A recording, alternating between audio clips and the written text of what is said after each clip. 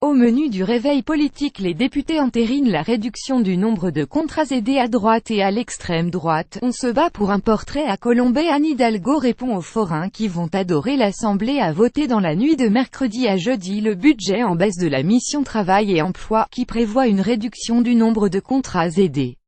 Pour la ministre du Travail Muriel Pénicaud, il s'agit de choix assumés de réallocation de nos moyens. Mais la baisse du nombre de contrats aidés de 100 000 en 2018 a suscité de vifs débats. Olivier Faure, chef de file des élus Nouvelle Gauche. La suite après cette publicité. Si vous étiez de droite et de gauche, vous écouteriez à la fois ce que vous disent les républicains et ceux qui sont à gauche de l'hémicycle. Malheureusement vous n'êtes ni à gauche ni à droite, mais nulle part. Je crois que vous vous trompez parce que vous avez tout simplement oublié que derrière ces emplois aidés, il y avait des hommes et des femmes qui parfois n'ont pas d'autre choix, a aussi fait valoir Gilles Hurton LR. Contrats aidés. J'aidais des femmes en difficulté, j'ai perdu mon job. Le hotspot du jour. Un cimetière de Haute-Marne. Affluence en vue dans la Haute-Marne, en ce jour anniversaire de la mort du général de Gaulle, commémoré à Colombelle de Hauts-Églises.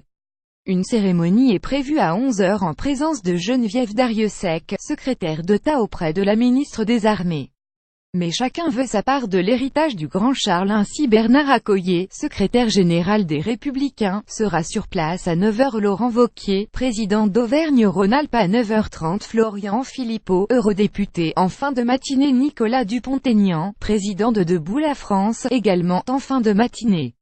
La joyeuse troupe se retrouvera peut-être pour déguster un menu je vous ai compris à l'Étoilé du coin.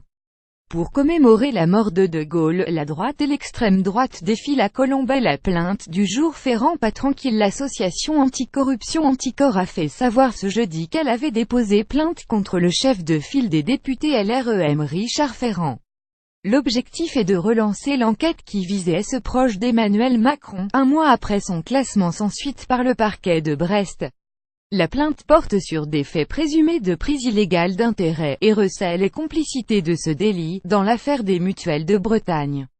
Richard Ferrand, le mal-aimé. La redescente du jour. Le Pen face à son destin après avoir perdu en mars son immunité de députée européenne. La députée frontiste Marine Le Pen a vu son immunité parlementaire levée sur demande judiciaire, dans le cadre d'une enquête ouverte pour diffusion d'images violentes. Privée d'immunité parlementaire, la députée pourra faire l'objet d'un mandat d'amener afin qu'elle se rende aux convocations des juges.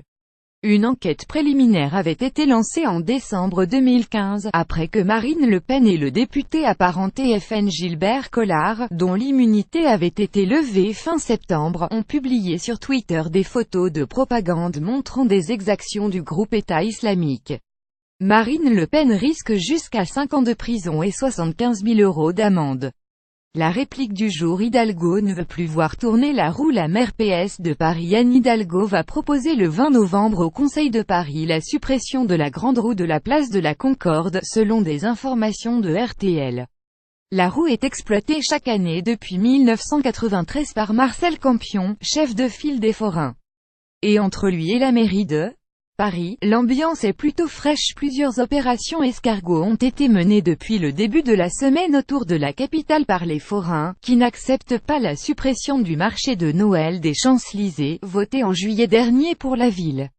L'astuce du jour. Faire provincial, par Wauquiez. Fasciné par le déguisement. On savait déjà qu'il s'était un temps teint les cheveux poivre et sel afin de paraître plus expérimenté. Le président de la région Auvergne-Rhône-Alpes Laurent Wauquiez a plus d'un tour dans son sac.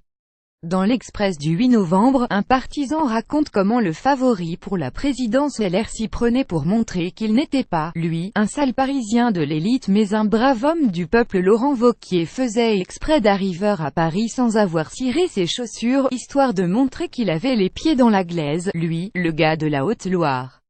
Rappelons que pour se faire passer pour un gars de la Haute-Loire, Laurent Wauquiez, énarque et diplômé de Lens, né à Lyon-Rhône puis étudiant à Paris, s'était aussi payé les services d'un coach vocal pour se composer un accent du pays.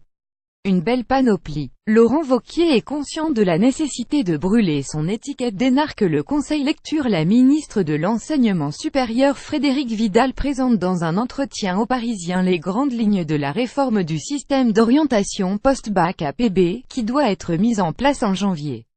Elle confirme qu'il n'y aurait plus de tirage au sort et précise notamment que les élèves n'auront plus à classer leurs vœux par ordre de préférence et il n'y aurait plus de tour pour les réponses à leur candidature.